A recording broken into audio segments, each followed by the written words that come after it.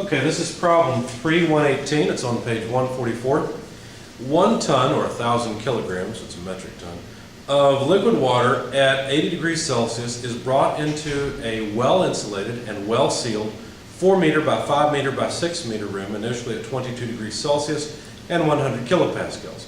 Assuming constant specific heats for both air and water at room temperature, determine the final equilibrium temperature in the room.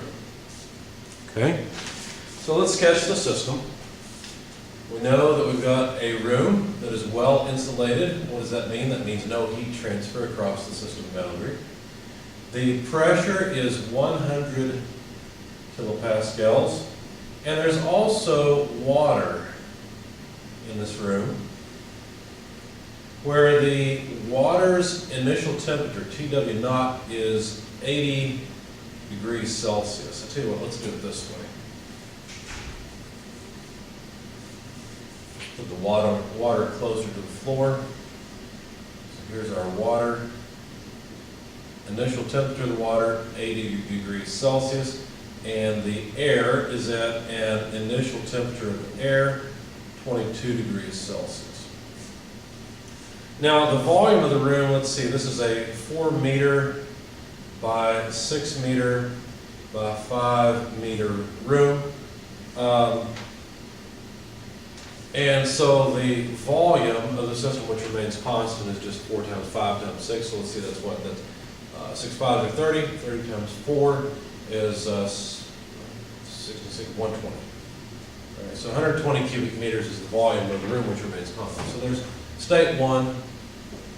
State 2, the room is still well insulated, but now the air is at some temperature, and that temperature is the same as the water temperature. So the two are in equilibrium with each other. It's still insulated, there's still no heat transfer across the system boundary, but the temperature of the water equals the temperature of the air. So since the water starts out warmer than the air, obviously the water is going to cool down, the air is going to heat up. So the question is, what's that final equilibrium system, or equilibrium temperature? Now we can choose the water or the air or both as our system. It doesn't matter which one we use. The energy balance will always be the same. It's just Q minus W equals delta U. So if I go ahead and choose both the air and the water to be my system,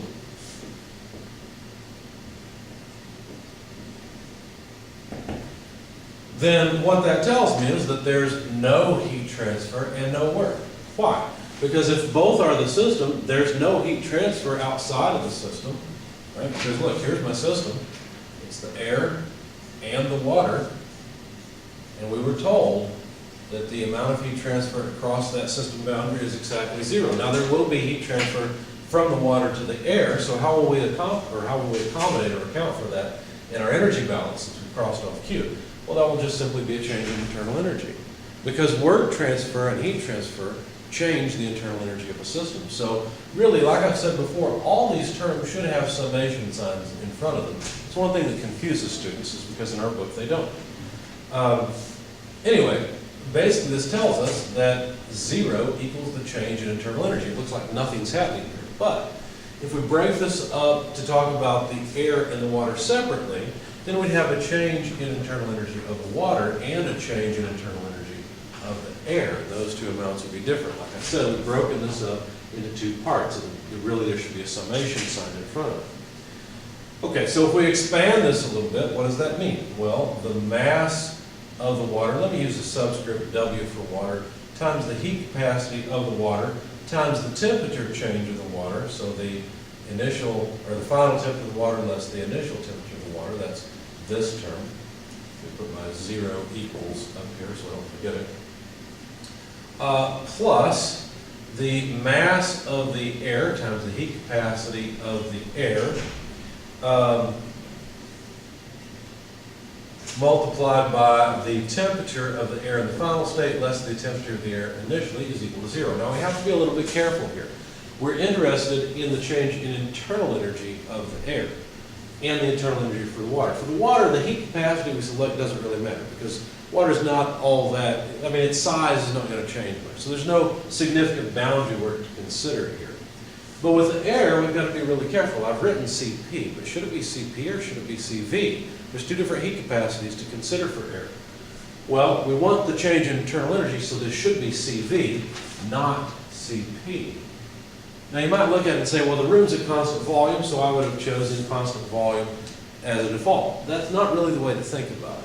CV goes with changes in internal energy, whereas CP goes with changes in enthalpy. Now, in this case, you're right to think of it that way because the air doesn't change its size significantly, therefore it can't have any boundary work.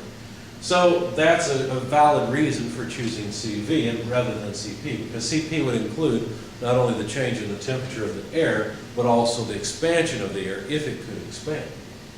But anyway, that's a subtle point. We have to choose CV here. Now we know that the temperature of the water and the air in the final state are the same. So basically, if we just call this T sub F in both places, then we realize we have one equation, one unknown. And when you solve for the final temperature, which by the way, you should pause the video at this point and try to solve for that final temperature on your own. So now that you're back, you did pause, right? Okay. You want the mass of the water times the heat capacity of the water times the temperature of the water initially plus the mass of the air times the constant volume heat capacity of the air. I guess I used C sub V sub A before, so it'll be consistent. Times the initial temperature of the air divided by the mass of the water times the heat capacity of the water plus the mass of the air times the constant volume heat capacity of the air. And you should begin to recognize that this denominator is the thermal mass of the system. It would have arisen had we chosen to take the air as the system and include the heat transfer between the air and the water. The equation would come out exactly this way. In fact, you should try it. You should try to go from a system that does not include the water or does not include the air to this equation. And you should arrive by going through this energy balance. Now you'll have to have an energy balance for both the air and the water, but you'll put both of those together and this is what you'll find. Now we notice we need a few things. We need the mass of the air, and that's not really a problem because over here we could have calculated the mass of the air is PV over RT. Notice they gave us enough information to do this. 100 kilopascals times the 120 cubic meters. I'll erase this in just a moment. Divided by 0.287, which is the gas constant for air, kilojoules per kilogram. I can write a G per Kelvin, with an initial temperature of 273 plus 22 to get Kelvin. Because the initial temperature of the air was 22 degrees Celsius. By the way, you can't use the ideal gas law in the water. That doesn't work, right? It's not the ideal liquid law, it's the ideal gas law. So anyway, the mass of the air, you see it all here. There's really no reason to continue cluttering the board. I'm just going to erase it and write down the result. The mass of the air comes out to about 141.7351 kilograms of air. That's how much air is in this room. Okay, so then what? Well, the heat, we need a few more things, right? We need the heat capacity of water. And if you look up the heat capacity of water, it doesn't vary much at these nominal temperatures. And so it's about, the one I used is 4.19 kilojoules per kilogram per Kelvin. You can find that in the back of your book. The heat capacity of the air at constant volume is 0.718 kilojoules per kilogram per Kelvin. Again, this is a number at 300 Kelvin, which is reasonably close to the temperature we have of the water. So you can plug all this into the final temperature equation. I'll do it. The mass of the water is 1,000 kilograms. The heat capacity of the water is 4.19 kilojoules per kilogram per Kelvin. And the initial temperature of the water is 80 degrees C. Now, do we have a problem already? Notice I'm just taking care of this term. Do we have a problem already? Because we've got Kelvin in the heat capacity, we've got degrees Celsius in the temperature. Well, this is not a problem because notice we began with temperature differences. So the difference in Kelvin is equal to the difference in Celsius. I'm not going to write the units for this other term. because I'm running out of space, but the units will be the same. There'll be kilograms, kilojoules per kilogram per Kelvin, and Celsius, and so it'll be exactly the same. Anyway, so the mass of the air, 141.7351. That has to be multiplied by the heat capacity, 0.718, and the initial temperature of the air, which was 22 Celsius. Okay? Now we have to divide by the product of the mass and heat capacity, which again, remember, is the thermal mass. So initially we'll have the thermal mass of the water and the thermal mass of the air. Add the two together and you've got the thermal mass of the system. So the mass of the water is 1,000 kilograms. Heat capacity of the water, 4.19 kilojoules per kilogram per Kelvin, plus, again, we'll neglect to write the units, 141.7351 multiplied by 0.718. Okay? Now the units will come out, let's see, kilojoules per kilogram per Kelvin will go away, kilograms will go away, and we'll just have degrees Celsius as our temperature.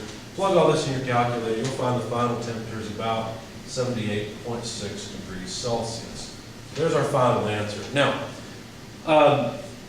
let's analyze this answer a little bit. This answer is actually very close to the initial temperature of the water, and there's a very good reason for that. If you look at the magnitude of these two terms, notice the thermal mass of the water is about 4,000 or so numerically. The thermal mass of the air is, maybe a little over 100? So we've got 4,000 versus 100. The thermal mass of the water dominates the thermal mass of the air. It's so much heavier in a sense. So it's not really surprising then that the air and the water end up at an equilibrium temperature close to the initial temperature of the water. That should not be a surprise because you know the thermal mass of the water is so high. Now why is the thermal mass of the water so high? Well, for one thing, the mass of the water is quite a bit larger than the mass of the air, right? It's about 10 times. It's an order of magnitude higher. Not only that, but the heat capacity of the water is about 4 times, a little bit more, maybe 5 or 6 times the heat capacity of the air. So once again, that's not really a surprise that since the water has more mass and more heat capacity, then its thermal mass is much higher than the thermal mass of the air. Now, so that explains why the 78.6 degrees is so close to the 80 degrees. But another question we could look at is to say, well, wait a second, this water then does take up some space in the room. How much space does it take up? Well, the density of water is about 1,000 kilograms per cubic meter.